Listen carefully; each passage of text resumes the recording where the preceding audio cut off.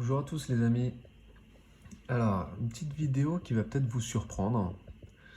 Euh, la question c'est qui sont les chrétiens?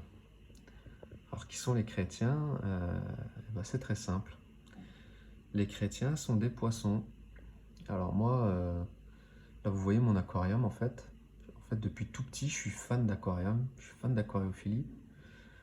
J'aime beaucoup les poissons et je comprends mieux aujourd'hui pourquoi. Moi, j'y vois un signe, hein, personnellement. Hein, c'est une passion qui ne m'a jamais, que je n'ai jamais perdue. Hein.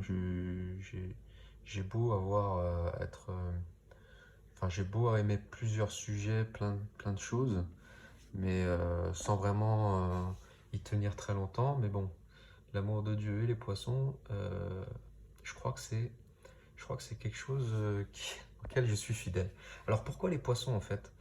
Eh ben, je ne blague pas, hein, c'est que dès le 1er siècle, les premiers chrétiens, lors des persécutions romaines qu'ils ont eues, avaient choisi en signe de reconnaissance le symbole du poisson.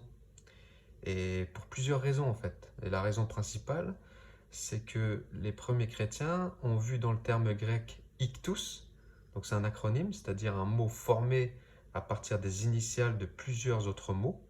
Je vais vous montrer rapidement à l'écran. Donc là, ictus et les initiales que vous trouvez là, donc le ictus qui correspond à Jésus, le X à Christ, ensuite Dieu, Fils Sauveur. Et donc Jésus, Christ, Fils du Dieu Sauveur. C'est ça la signification du terme ictus. Donc c'est assez incroyable, hein, parce que je vais vous dire pourquoi. Pourquoi les chrétiens sont des poissons? Parce que tout d'abord, les poissons sont muets. Donc c'est propre à la vie du poisson d'être muet. On n'a jamais entendu un poisson parler ou raconter des blagues ou chanter une chanson. Et donc la vie du chrétien, c'est pareil en fait. C'est pas une vie de revendication. La foi, c'est pas la revendication de valeurs chrétiennes. C'est la rencontre avec quelqu'un. Ce quelqu'un, c'est Jésus, avec qui nous pouvons avoir chaque jour un cœur à cœur amoureux. Alors pourquoi des poissons également? Parce que les poissons, ils nagent à contre-courant. Alors, nager à contre-courant, c'est pas facile. Et le chrétien, lui, ne suit pas la loi du talion. Hein, vous connaissez la loi du talion, là, que vous avez même en islam, qui était reprise de la loi juive, œil pour œil, dent pour dent.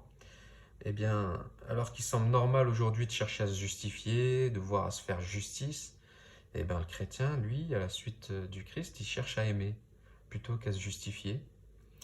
Et aimer sans mesure, et jusqu'à en pardonner. Et aimer même ceux qui nous haïssent ou qui nous persécutent. Ils sont là les vrais chrétiens en fait. C'est ça un vrai chrétien. Si vous voulez reconnaître un vrai chrétien, observez si il est dans cette attitude. Et aimer et donner notre vie à la suite du Christ, c'est ce qui nous a été commandé.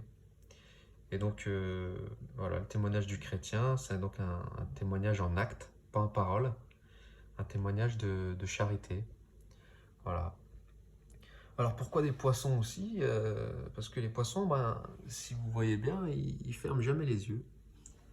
Ils ferment jamais les yeux, même un poisson mort, il a les yeux ouverts. Et donc le poisson, il n'a pas de paupières, il ne cesse de veiller, il est tout le temps réveillé. Et donc c'est un lien direct aussi avec l'attitude chrétienne. Le Christ est ressuscité, et désormais les chrétiens attendent son retour dans la gloire. Donc on attend que ça, nous les chrétiens. Et c'est ce qu'il professe juste après la consécration, après l'acclamation du prêtre, où il dit « Il est grand le mystère de la foi ». L'Église répond « Nous proclamons ta mort, Seigneur Jésus, nous célébrons ta résurrection et nous attendons ta venue dans la gloire. » Et cette attente n'est pas une attente passive, mais c'est une attente amoureuse, comme un mari qui attend l'arrivée de sa femme impatiemment. Et pourquoi le poisson? C'est parce que le poisson également ne peut pas vivre, il ne peut pas vivre en dehors de son milieu. Alors, vous sortez un poisson de l'eau, c'est fini pour lui. Tout comme nous, les chrétiens, notre milieu, c'est l'Église. C'est-à-dire que dans le contexte du Nouveau Testament, la mer, les eaux, ça représente la mort et le pouvoir des ténèbres. Et dans le récit de la Genèse, le premier animal à être créé, c'est le poisson. Et c'est le seul qui est béni par Dieu. Dans la tradition de l'Église, si le poisson est béni, c'est qu'il doit, pour vivre dans un milieu de ténèbres, bénéficier de la grâce du Créateur. Et Jésus parle de notre monde comme d'un monde livré au pouvoir des ténèbres. C'est un monde de mort. La seule possibilité de vivre, c'est par la grâce du Christ et donc de façon ordinaire dans l'Église, en recevant d'elle la grâce du Christ par les sacrements, la prière et la méditation de la parole de Dieu. Donc, je ne sais pas, mes amis musulmans, si on retrouve plusieurs références dans l'Évangile, notamment les apôtres sont devenus des pêcheurs de poissons. Donc nous, nos amis musulmans et ainsi que tous les autres, on vous invite à rejoindre ce bel aquarium là,